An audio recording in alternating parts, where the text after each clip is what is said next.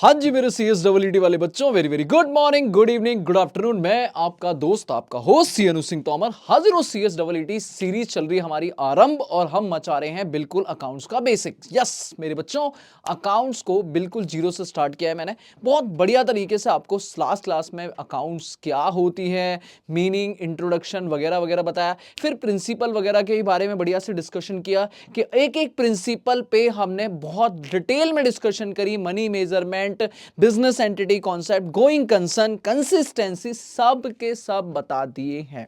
और बताए नहीं है, दिमाग में फिट करवाया है, याद करवाया है और बढ़िया से आपको समझा के प्रैक्टिकली आगे करवा भी दूंगा, क्वेश्चन वगैरह में सब में क्लियर है। बट आज हमारा बहुत छोटा सा यूनिट शुरू होने वाला है विच इज अकाउंटिंग पॉलिसीज। हाँ मेरे बच्चे, अकाउंटिंग पॉलिसीज, कई बच्चों को इसमें समझ ही नहीं आता पॉलिसीज क्या होती हैं या इसका रेलिवेंस क्या है। बहुत छोटा सा यूनिट है। मैं आपके साथ जल्दी से एक बार पहले पूरा ब्रीफ करूंगा, एक प्लेन स्लाइड लेके सब समझा दूंगा, उसके बाद रीड करेंगे और फिर इसके कुछ छोटे मोटे मैं आपके क्वेश्चंस डिस्कस करूंगा कि कैसे एग्जाम में आपसे पूछे जा सकते हैं।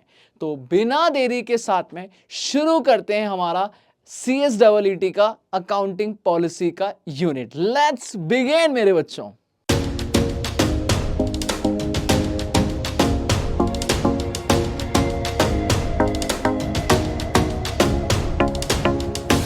जी मेरे बच्चे, तो आराम से शुरू करते हैं हम लोग अकाउंटिंग पॉलिसी की कुछ बातें। देखो मुझे बहुत सारी, अगर इस टॉपिक में बात करूं तो अकाउंटिंग पॉलिसी रिलेटेड मुझे 4 बातें करनी है। कितनी बातें करनी है? 4। अकाउंटिंग पॉलिसीज क्या होते हैं, अकाउंटिंग पॉलिसीज के एग्जाम्पल, और जब हम किसी अकाउंटिंग पॉलिसी को सिलेक्ट करेंगे तो हमें किन किन बातों का ध्यान रखना पड़ेगा।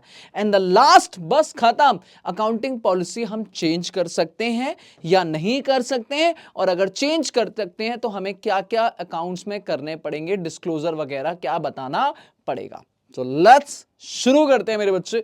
एक ब्लैंक स्क्रीन लेता हूं और वहां से मैं अपने बच्चे के सामने रखता हूं अकाउंटिंग पॉलिसीज क्या होती हैं। देखो सबसे पहले अगर मैं मीनिंग की बात करूं, मेरे बच्चे आराम से सुनो, आराम से, छोटा सा टॉपिक है, लल्लू सा टॉपिक है, मीनिंग ऑफ अकाउंटिंग पॉलिसीज। तो मैं आपको बोलता हूं पहले अकाउंटिंग की पॉलिसीज छोड़ो, अपनी पॉलिसीज की बात करो कि एक्चुअल में पॉलिसीज का मतलब क्या होता है किसी भी ऑर्गेनाइजेशंस का। मान लो मैं अपनी बात करूं कि मेरा बच्चा अगर मेरी क्लास में आएगा, फॉर एग्जांपल मान लो मेरी क्लास पढ़ने बैठेगा, ऑफलाइन मैराथन लेंगे हम लोग और मेरा बच्चा आएगा, तो हमने कुछ रूल्स एंड रेगुलेशन की लिस्ट बच्चे के गेट पे, हमने अपने क्लासेस के गेट पे लगा दिए कि बाबू जब तू क्लास में आएगा तो तुझे ये बातें फॉलो करनी पड़ेंगी। जैसे कि स्टूडेंट को मैंने बोला भाई साहब आपको अपना फोन जो है वो फेंक के, कहीं कहीं भी फेंक के आना पड़ेगा। मतलब सिंपल बोलूं तो फोन साइलेंट पे रखोगे आप, या स्विच ऑफ करके रखोगे, डिस्टरबेंस मुझे नहीं चाहिए, ठीक है। या फिर आप ये बोलोगे कि फोन के बाद सर जी दूसरी बात, आपके पास अपनी जो भी मेरी बुक है वो होनी चाहिए, आपके पास कैलकुलेटर्स होने चाहिए, आपका ड्रेस कोड नॉर्मल होना चाहिए, मतलब एक स्टूडेंट वाला ड्रेस कोड हो, ये ना हो कि निक्कर पहन के आ गए हो, ये ना हो कि भैया बस सो के उठे और आ गए, नहीं सर, एक बढ़िया सा बच्चा फ्रेश माइंड से आना चाहिए। सर जी क्लास में आप गॉसिप नहीं करोगे, बातें करना नॉट अलाउ, ठीक है। ऐसे ऐसे करके मैंने बात करी। डाउट पूछने का रूल है कि आप पहले हैंड रेस करोगे और हैंड रेस करके फिर मैं आपसे एक एक करके डाउट लूंगा। ऐसे करके मैंने बहुत सारे रूल बना दिए, छोटे छोटे रूल बना दिए कि बाबू डिसिप्लिन मेंटेन हो सके। ये हमारी क्लास का रूल्स एंड रेगुलेशंस की लिस्ट है। ओके जी ओके। अब इन रूल्स को अगर मैं एक साथ, ये सारे रूल्स को एक साथ एक लाइन में बोलूं तो this is my policy, these are my policies. बात समझ आती है? तो जब हम किसी भी ऑर्गेनाइजेशन के रूल्स एंड रेगुलेशन बनाते हैं तो उन्हें एक वर्ड में बोलते हैं पॉलिसी। सेम सेम सेम आज हम बात करेंगे अकाउंटिंग पॉलिसी। अकाउंटिंग पॉलिसी क्या होती है मेरे बाबू, मेरे बच्चा? जब हम किसी भी बिजनेस की अकाउंटिंग करते हैं, हम किसी भी बिजनेस की, कोई भी बिजनेस है, चाहे वो सोल प्रोप्राइटरशिप हो, चाहे वो पार्टनरशिप हो, चाहे वो कंपनी हो, अगर वो बिजनेस मेरे बच्चे, हम उसकी अकाउंटिंग करते हैं, हम उसकी फाइनेंशियल स्टेटमेंट बनाते हैं, तो फाइनेंशियल स्टेटमेंट ऐसे ही नहीं बन जाती। आपको आगे जाके पढ़ाया जाएगा कि फाइनेंशियल स्टेटमेंट को बनाने के लिए, प्रिपेयर करने के लिए, बनाने के लिए, प्रिपरेशन के लिए एंड प्रेजेंटेशन के लिए आपको कुछ चीजें फॉलो करनी पड़ेंगी। जैसे कि सर जी, जैसे कि प्रिपरेशन एंड प्रेजेंटेशन मतलब आराम से सुनते रहे ना मेरे बच्चे। प्रिपरेशन मतलब बनाने के लिए आपको कुछ अकाउंटिंग स्टैंडर्ड फॉलो करने पड़ेंगे, कुछ कंप्लाइंसेस फॉलो करने पड़ेंगी। प्रेजेंटेशन करते टाइम हो सकता है अगर कंपनी हो तो आपको जैसे शेड्यूल 3 फॉलो करना पड़ता है, फॉर्मेट्स फॉलो करने पड़ेंगे। तो जो भी प्रिपेयर करोगे या प्रेजेंट करोगे, उनको प्रिपेयर और प्रेजेंट करने में जो भी आपने प्रिंसिपल्स लगाए हैं अकाउंटिंग, हमने लास्ट क्लास में पढ़े थे ना प्रिंसिपल, वो प्रिंसिपल या मेथड जो भी इन्हें लगा रहे हो आप, जैसे कि भाई साहब अगर मैं बोलूं डेप्रिसिएशन लगाना है, एसएलएम या डब्ल्यूडीवी, सर जी कल को इन्वेंट्री की वैल्यूएशन करोगे, फीफो लीफो वेटेड एवरेज, कई सारे मेथड हैं। जैसे याद करो अपना बचपन, गुडविल निकालने का, average profit, super profit, capitalisation, फलाना ढिकाना ढिकाना। मैं नहीं कर रहा इन पे बात, मैं बस ये कह रहा हूं ये कई सारे मेथड है। अब क्या मेरा बच्चा अपने बिजनेस में सारे मेथड लगाएगा क्या? नहीं, वो चूज करेगा। अच्छा डेप्रीशिएशन के लिए डब्ल्यूडीवी, अच्छा इन्वेंट्री के लिए फीफो, अच्छा गुडविल के लिए सुपर प्रॉफिट। दैट मींस जो जो वो मेथड सेलेक्ट कर रहा है, उन सारे प्रिंसिपल और मेथड को, वो सारे स्पेसिफिक प्रिंसिपल और मेथड जो उसने लगाए हैं इन द प्रिपरेशन और presentation of financial statement of entity, बेटा उन स्पेसिफिक सेट को, गुच्छे को हम प्यार से क्या बोलते हैं बाबू? हमारे बिजनेस की अकाउंटिंग पॉलिसीज। क्या बोलते हैं? Accounting policies. तो मैं तेरे को आराम से पढ़ाता हूं अकाउंटिंग पॉलिसीज। उल्टा चल, अकाउंटिंग पॉलिसी वो सेट है, वो स्पेसिफिक सेट है उन प्रिंसिपल का और मेथड का जो हमने लगाए हैं फाइनेंशियल स्टेटमेंट को बनाते टाइम और प्रेजेंट करते टाइम। क्या? किसी बिजनेस की फाइनेंशियल स्टेटमेंट को। तो किसी भी बिजनेस की फाइनेंशियल स्टेटमेंट को बनाते टाइम या प्रेजेंट करते टाइम जो भी प्रिंसिपल और मेथड लगाए गए हैं, उनके एक सेट को हम क्या बोलते हैं? Accounting policy. इससे बेहतरीन तरीके से कौन समझाएगा? ले भाई, आज के बाद तू अकाउंटिंग पॉलिसीज नहीं भूलेगा। क्या अकाउंटिंग पॉलिसी होती है? जितने भी सेट हैं, जितने भी आपने प्रिंसिपल और मेथड्स यूज करे हैं, उन सबके एक गुच्छे को अपन क्या बोलते हैं? Accounting policy. सर कुछ एग्जांपल दे सकते हो क्या? अरे बापू, एग्जाम्पल के लिए जैसे मैंने तेरे सामने रखा बेटा, वैल्यूशन ऑफ इन्वेंट्री। जब आप आगे जाके इन्वेंट्री वैल्यू करोगे, करवाएंगे, अभी करवाएंगे बेटा, तो इन्वेंट्री को वैल्यू किया जाता है बेटा कॉस्ट और market value which ever is lower. ये हमारा प्रिंसिपल है, ये हमारा प्रिंसिपल है लोअर। याद है कंजर्वेटिज्म, क्या बोलता है ये? कंजर्वेटिज्म, कि भैया हमें हमेशा लॉस की तरफ देखना है, प्रॉफिट है अगर फ्यूचर में तो इग्नोर कर दो। ये बात हमने लास्ट क्लास में पढ़ी थी। अब पॉइंट होता है कॉस्ट कैसे निकालेंगे किसी भी प्रोडक्ट की, किसी भी हमारा जो सामान बच गया है उसकी लागत कैसे निकालेंगे? तो अपने क्लोजिंग स्टॉक की अगर आपको कॉस्ट ढूंढनी है तो आपको मेथड लगाने पड़ेंगे। फीफो है एक, पढ़ा होगा, अगर आपने ग्रेजुएशन वगैरह कर रहे होगे तो पढ़ोगे, वरना अभी आगे पढ़ाएंगे हम। फीफो है, first in first out, last in first out, simple average, weighted average, ऐसे करके 4 मेथड हैं। बोलो हाँ या ना? अब क्या चारों लगा दोगे क्या? नहीं मेरे बच्चा, मैं फीफो लगाऊंगा। तो this is my accounting principle के अप्लाई करने का जो मेथड है, और ऐसे ही जो जो मैं यूज करूंगा वो सारे हमारे क्या कहलाएंगे बच्चा? Accounting policies. क्लियर है? तो मीनिंग क्लियर है आपको, एग्जाम्पल क्लियर है। मैं एक बार रीड करा देता हूं, ले भाई रीड कर ले मेरे साथ। अकाउंटिंग पॉलिसीज क्या होती हैं, मीनिंग ये रीड कर ले बेटा, एग्जाम में आ सकता है 4 नंबर का क्वेश्चन, 4 नंबर का क्वेश्चन थ्योरी में आ सकता है। व्हाट इज अकाउंटिंग पॉलिसीज, और सिलेक्शन क्या करते हैं और चेंज क्या करते हैं, पूरा चैप्टर ही 4 नंबर के में आ जाएगा। तो 4 नंबर के लिए हम जान ले भी सकते हैं और जान दे भी सकते हैं। आराम से पढ़ ले। अकाउंटिंग पॉलिसी मतलब वो स्पेसिफिक, वो सेट जो हमने अकाउंटिंग प्रिंसिपल्स यूज करे हैं, और मेथड जो हमने इन प्रिंसिपल को लगाने में जो मेथड यूज करे in the preparation and presentation of financial statement of any entity. किसी भी बिजनेस ने फाइनेंशियल स्टेटमेंट को बनाते टाइम, प्रेजेंट करते टाइम जो भी प्रिंसिपल और मेथड यूज करे हैं स्पेसिफिकली, वो मेथड्स और प्रिंसिपल को हम अकाउंटिंग पॉलिसीज बोलते हैं। कुछ एग्जांपल दे दिया, इन्वेंट्री, आगे जाके इन्वेस्टमेंट वगैरह। ये कह रहा है ये लिस्ट एग्जॉस्टिव नहीं है, ये इलस्ट्रेटिव है, मतलब सिर्फ ये 2 नहीं है, भतेरे हैं, अंध है भाई। एएस जब पढ़ना शुरू करोगे अकाउंटिंग स्टैंडर्ड, आपको एग्जीक्यूटिव में जाके आपको बहुत सारी अकाउंटिंग पढ़ाई जाएगी और मैं बहुत सारे मेथड पढ़ाऊंगा। तो मेथड तो ये तो सिर्फ लिस्ट एक एग्जांपल है, एग्जॉस्टिव नहीं है कि इतना ही है। समझते हो ना? एग्जॉस्टिव मतलब इतना ही है, इलस्ट्रेटिव मतलब ये तो एग्जांपल है, अभी और है। तो बेटा अकाउंटिंग पॉलिसी बहुत है। ठीक है, ये नहीं है। आगे जैसे जैसे आप पढ़ोगे वैसे वैसे आपको अलग अलग अकाउंटिंग पॉलिसीज मिलेंगी। ठीक है, डन है भाई। अब एक बात सुनना, यहां आ रहे हैं सिलेक्शन पेपर, उससे पहले मैं आपको समझाऊंगा। सर आप जब भी कोई भी बिजनेस की अकाउंटिंग पॉलिसीज बनाओगे, जब भी कोई मेथड चूज करोगे, प्रिंसिपल लगाओगे, तो मेरे को एएस कहता है, यहाँ पे अकाउंटिंग स्टैंडर्ड 1 पढ़ा रहा हूँ मैं बेसिकली आपको, पर आपको नाम नहीं याद रखना, एएस 1 में ये बातें लिखी हैं वही है। अगर एएस 1 का नाम मुझसे पूछोगे तो डिस्क्लोजर ऑफ अकाउंटिंग पॉलिसीज पढ़ाएंगे, एग्जाम में आपको थोड़ा बहुत पढ़ाऊंगा, पर अभी छोड़ो। कहता है किसी भी पॉलिसी को जब आप बनाओगे, सिलेक्ट करोगे, तो आपको 3 बातें मेरे बच्चे ध्यान रखनी पड़ेंगी। कितनी बातें? 3। आराम से देख ले। सबसे पहली बात कहता है जब भी कोई भी पॉलिसी सिलेक्ट करोगे तो आपको अपने दिमाग में प्रूडेंस ध्यान रखना पड़ेगा। प्रूडेंस क्या होता है बेटा? प्रूडेंस मैंने लास्ट क्लास में पढ़ाया था, प्रूडेंस या कंजर्वेटिज्म।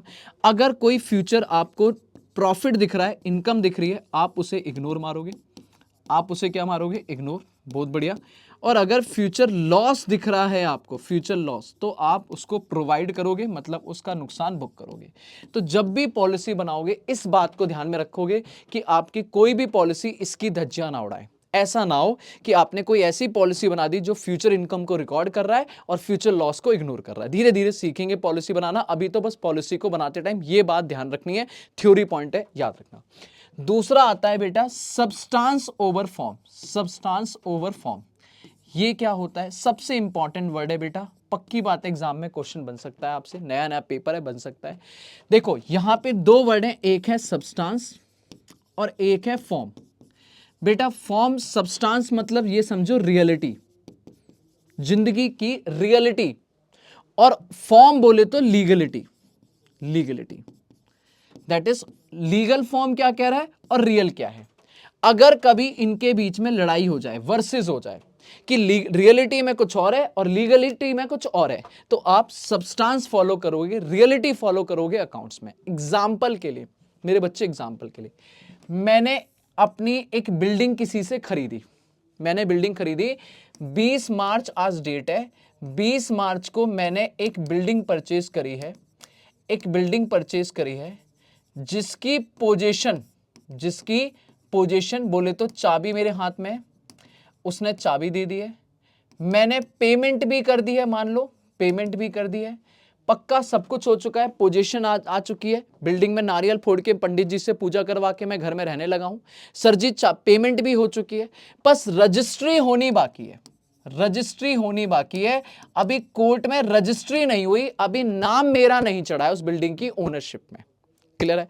रजिस्ट्री हुई है जाके 10 मई को, 10 मई को कोर्ट ने डेट दी, 10 मई को जाके रजिस्ट्री हुई मेरे नाम पे, रजिस्ट्री मेरे नाम पे हुई है, रजिस्ट्री मेरे नाम पे हुई है। तो अगर मैं मिस्टर ए हूं, मैंने मिस्टर बी से खरीदी थी ये प्रॉपर्टी, मिस्टर बी मेरा परचेजर था, वेंडर था, सॉरी मिस्टर बी वेंडर था, मैंने मिस्टर बी से खरीदी थी, तो 20 मार्च को इस प्रॉपर्टी पे जो नाम लिखा है ओनरशिप में वो अभी भी बी का लिखा है, लेकिन 10 मई को जाके वो नाम मेरा हुआ। अब बीच में आ गया मेरे बच्चे 31 मार्च, 31 मार्च। नाउ क्वेश्चन ये होता है कि अगर रियल में देखा जाए, बेटा रियल में देखा जाए कि एक्चुअल में उस प्रॉपर्टी पे मालिकाना हक कौन जमा के बैठा है, पैसा दे के बैठा हूं, पूजा करवा के बैठा हूं, नारियल फोड़ के बैठा हूं, मैं बोले तो मिस्टर ए। अच्छा, लेकिन ओनरशिप अगर लीगली देखा जाए बच्चों, लीगल देखा जाए तो उसमें ओनर कौन है बेटा? Mister B. दैट मीन्स अभी 31 मार्च को मिस्टर ए ओनर नहीं बना, रजिस्ट्री में नाम अभी भी मिस्टर बी का है। बताओ अकाउंट्स में किसकी बैलेंस शीट में बिल्डिंग आएगी? क्या बी की ही बिल्डिंग रहेगी या ए अपने बुक्स में बिल्डिंग रिकॉर्ड कर सकता है? द आंसर इज, मेरा कॉन्सेप्ट कहता है कि भाई साहब मेरी पॉलिसी कहती है सब्सटेंस ओवर फॉर्म, छोड़ दो लीगल फॉर्म को, ऐसी की तैसी लीगलिटी की। रियल में अगर आप मालिक हो, अकाउंट्स रियलिटी पे चलेगा। कहता है भाई साहब मिस्टर ए जी आप अपनी बुक्स में रिकॉर्ड करोगे। बहुत बढ़िया। ऐसा ही एक एग्जांपल और होता है हायर परचेज एग्रीमेंट का, कि सर हम कई बार गाड़ी खरीद लेते हैं, मशीन खरीद लेते हैं, लेकिन पेमेंट धीरे धीरे ईएमआई में करते रहते हैं। तो गाड़ी हमारी हो गई, सब कुछ हमारी हो गई, लेकिन मालिकाना हक हमें तब मिलता है जब हम सारी पेमेंट कर देते हैं, तब तक हमें एनओसी, नॉन ऑब्जेक्शन सर्टिफिकेट नहीं मिलता। तो उस केस में क्या होता है, क्या गाड़ी तो मैं यूज कर रहा हूं पर मालिकाना हक अभी भी बैंक के पास है। क्यों? क्योंकि भैया मैंने अभी पूरी पेमेंट नहीं कर दी, तो जब तक मैं पेमेंट नहीं करूंगा तब तक उन्हीं की गाड़ी है, उन्हीं की ओनरशिप है। लेकिन रियलिटी में तो मैं ही है ना। बस मैंने पेमेंट ही तो नहीं दी, पर रियल में तो मैं ही मालिक हूं, मैं ही चला रहा हूं, मैं ही यूज कर रहा हूं, मैं ही सब कुछ कर रहा हूं। तो लीगलिटी छोड़ो, रियलिटी में मैं अपने यहां पे उस कार को दिखाऊंगा, मैं डेप्रिसिएशन लगाऊंगा, बात खत्म। ठीक है, कागज का टुकड़ा है, बदल जाएगा। ठीक है, तीसरा पॉइंट होता है बेटा मटेरियलिटी। तीसरा पॉइंट क्या है? मटेरियलिटी। ये क्या कहता है? ये हम ऑलरेडी पढ़ चुके हैं बेटा, हम लोग ऑलरेडी प्रिंसिपल में पढ़ चुके हैं। जो भी बेकार की चीजें हैं उनकी पॉलिसी मत बताओ, जो हमारी इंपॉर्टेंट है, जो हमारे डिसीजंस के, यूजर के डिसीजन को इंपैक्ट कर सकते हैं, उन्हीं की पॉलिसी होनी चाहिए, उसी से रिलेटेड पॉलिसी बननी चाहिए। क्लियर है? तो बात खत्म। अकाउंटिंग पॉलिसी सिलेक्ट करते टाइम आपको 3 बातों का ध्यान रखना पड़ेगा, ये बातें लिखी हुई हैं। पहला, प्रूडेंस। आप किसी भी पॉलिसी ऐसी नहीं बनाओगे जो प्रूडेंस की धज्जियां उड़ा रही हो, बेसिकली आपके फ्यूचर की इनकम को रिकॉर्ड करवा रहा हो और लॉस को इग्नोर करवा रहा हो, ऐसा कोई पॉलिसी नहीं बनाओगे। दूसरा, सब्सटेंस ओवर फॉर्म। अगर कोई पॉलिसी बनी है तो उस पर हमेशा ध्यान रखेंगे, हम पहले रियल चीजों को देखेंगे, फिर बाद में लीगल फॉर्म देखेंगे। अगर रियल और लीगल दोनों एक ही बात बोल रहे हैं, बहुत अच्छी बात है। अलग अलग बोल रहे हैं तो हम रियल के हिसाब से काम करेंगे, लीगलिटी के हिसाब से काम नहीं करेंगे। और तीसरा, मटेरियलिटी। अगर हमारे लिए कोई चीज इमटेरियल है, मतलब हमारे डिसीजन पे इंपैक्ट नहीं डाल रही है, तो हम अपनी अकाउंटिंग पॉलिसीज उस पर बना के टाइम वेस्ट नहीं करेंगे, बात खत्म। ठीक है? और बेटा ये सब क्यों करना पड़ रहा है? क्योंकि हम चाहते हैं अकाउंट्स में, हाँ भाई, हम चाहते हैं अकाउंट्स में true and fair view. True and fair view. बेटा एक बात बताऊं, हाँ भाई एक बात बताऊं, सीएस मेरे बच्चों, आप जाके आगे ऑडिट करोगे, हाँ ऑडिट करोगे आप, सेक्रेटेरियल ऑडिट, स्टैट ऑडिट में भी अब आपका पार्टिसिपेशन है। ठीक है? अब आप आगे जाके जब ऑडिट करोगे मेरे बच्चे, तो आप कई बार फाइनेंशियल स्टेटमेंट को चेक करोगे। अब एक बात बताओ, जो अकाउंटेंट है, जो मेरा बच्चा अकाउंटेंट है, उसने पूरे साल अकाउंटिंग करी, पूरे साल लाखों ट्रांजैक्शंस की एंट्री मारी है, लेजर बनाए हैं, ट्रायल बैलेंस बनाए हैं, डेबिट क्रेडिट सब किया। अब मेरा बच्चा 15 दिन में उसको चेक करने वाला है, ऑडिट करने वाला है कि सब कुछ ठीक हुआ है या नहीं हुआ है। आपको नहीं लगता 15 दिन बहुत कम है? हाँ सर 15 साल होने चाहिए। नहीं सर, 15 दिन ही मिलेंगे। अब पॉइंट ये कि जो 15 दिन मिले हैं बाबू सोना मेरे बच्चे, क्या वो 15 दिन में आप 100% कंप्लीट चेक कर सकते हो? नहीं, कोई भी नहीं कर सकता। दुनिया की कोई ताकत कंप्लीट चेक नहीं कर सकती। हम जस्ट एक सैंपल उठाएंगे और उसको चेक करेंगे, फेयर व्यू लेंगे। क्या लेंगे? फेयर। इसीलिए अकाउंट्स कहता है हमें ट्रू एंड कंप्लीट नहीं चाहिए, ट्रू एंड फेयर व्यू चाहिए। हम एश्योरेंस एब्सोल्यूट नहीं देते हैं, रीजनेबल एश्योरेंस देते हैं। आप लॉ में पढ़ोगे आगे जाके, रीजनेबल एश्योरेंस देते हैं। दैट्स द पॉइंट कि हम ये 3 चीजें जब पॉलिसी बनाते हैं, तो पॉलिसी बनाने का मेन ऑब्जेक्टिव होता है कि हमारी balance sheet PNL true and fair view दिखाए। कंप्लीट तो कभी भी नहीं हो पाएगी। लो भाई पढ़ो जल्दी से, क्या लिखा है? कह रहा फाइनेंशियल स्टेटमेंट इस पॉइंट ऑफ व्यू से बनाई जाती है ऑन द बेसिस कि जो भी हमारी अकाउंटिंग पॉलिसीज हैं वो क्या दिखानी चाहिए? True and fair view. मेरे बच्चे ट्रू एंड कंप्लीट नहीं, true and fair view balance sheet और पीएनएल का। ऑफ कोर्स दोबारा बोल रहा है, लिस्ट एग्जॉस्टिव नहीं है बाबू। ठीक है? ये एग्जॉस्टिव लिस्ट नहीं है, ये इलस्ट्रेटिव है। अभी पॉलिसीज और भी बन सकती हैं, लेकिन जब भी आप पॉलिसी को बनाओगे तो आपको इन बातों का ध्यान रखना पड़ेगा, शुड बी कंसीडर्ड। जब भी कोई भी पॉलिसी बनाओगे या लगाओगे तो क्या क्या बात रखना पड़ेगा? पहला, प्रूडेंस। भैया आपके बिजनेस में कोई भी फ्यूचर लॉस को छोड़ेंगे नहीं, इनकम को रिकॉर्ड करेंगे नहीं। सब्सटेंस ओवर फॉर्म, रियलिटी पे ज्यादा ध्यान देंगे, लीगल फॉर्म को बाद में देखेंगे।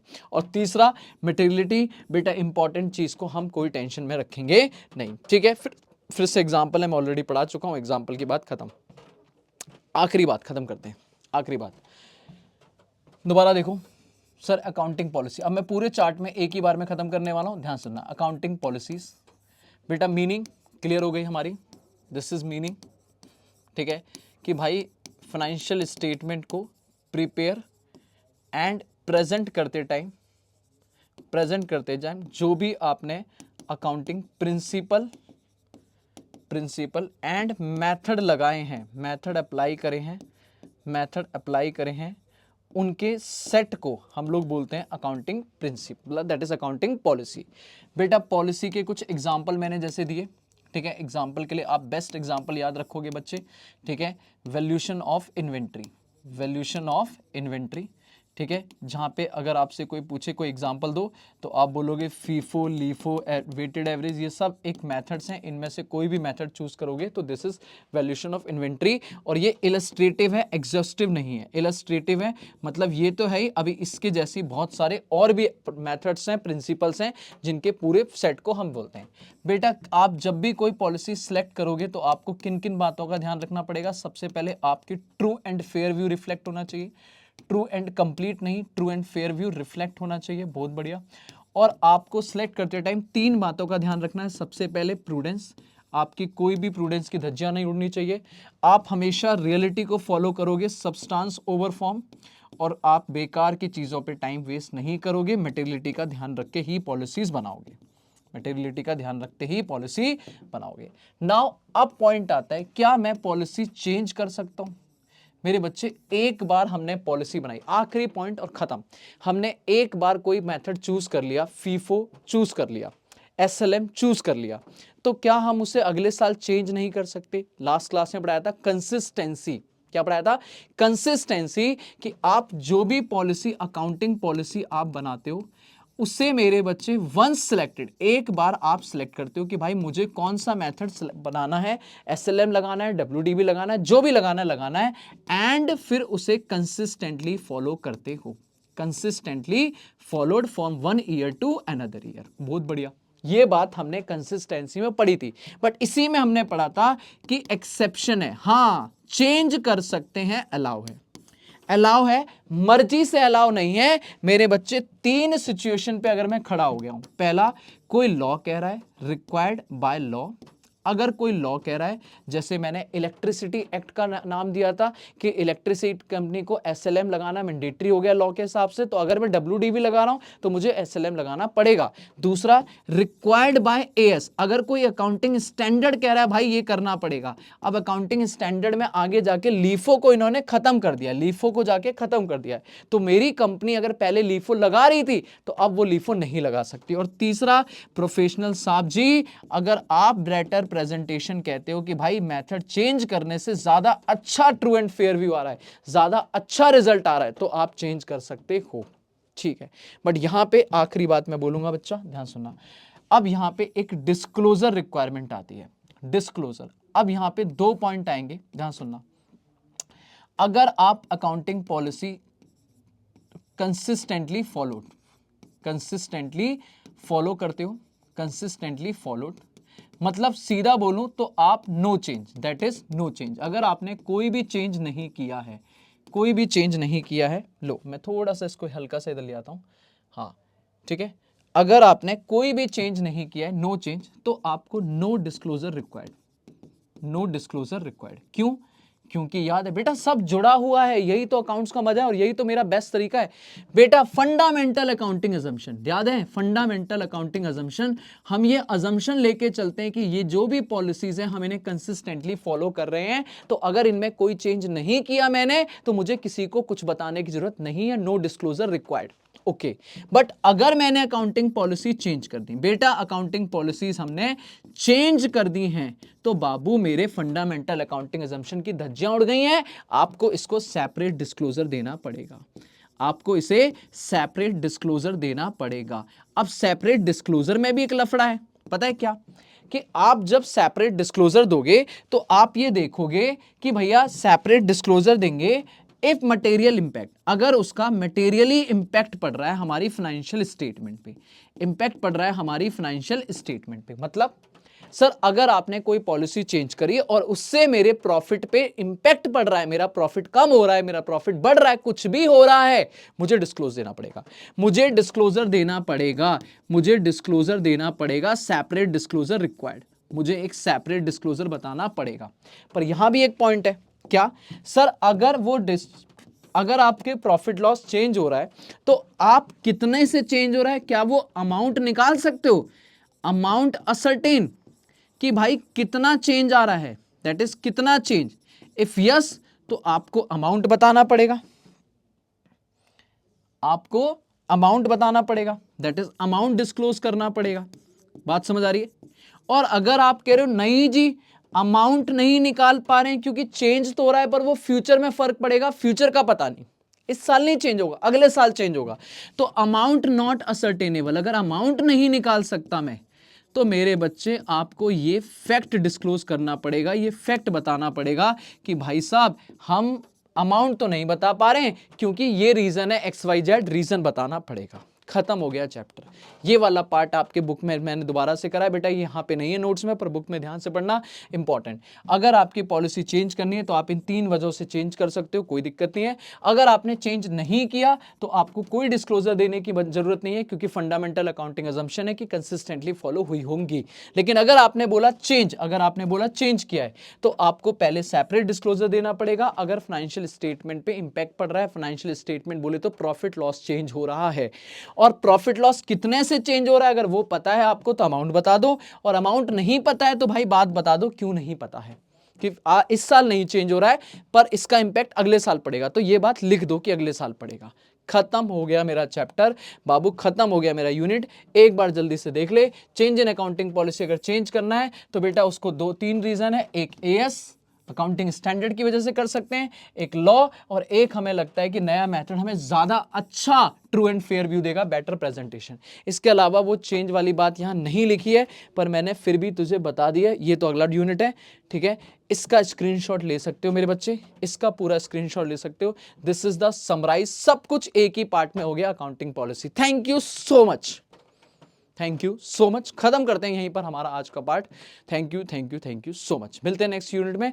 नेक्स्ट यूनिट क्या है हमारा, आई थिंक मेरे हिसाब से अब आएगा मेजरमेंट, एस्टीमेट वगैरह लेंगे, वैल्यूशंस प्रिंसिपल पढ़ेंगे और जल्दी जल्दी खत्म करेंगे। 2 ही यूनिट बचे इसके, प्रिंसिपल, वैल्यूशन, और फिर उसके बाद अकाउंटिंग स्टैंडर्ड। बढ़िया, मजा, चल भाई ना, खत्म करते हैं आज। थैंक यू सो मच मेरे बच्चे, मिलते हैं नेक्स्ट वीडियो में।